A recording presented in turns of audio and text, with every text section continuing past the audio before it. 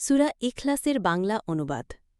পরম করুণাময় ও অসীম দয়ালু আল্লাহর নামে শুরু করছি। ১ বলুন, তিনি আল্লাহ, এক অদ্বিতীয়।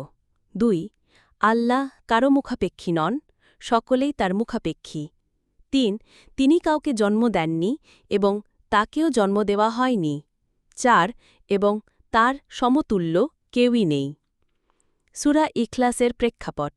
রাসূলুল্লাহ সাল্লাল্লাহু আলাইহি সাল্লামকে অবিশ্বাসীরা আল্লাহর বংশ পরিচয় সম্পর্কে জিজ্ঞেস করেছিল, যার জবাবে এই সূরাটি নাজিল হয়।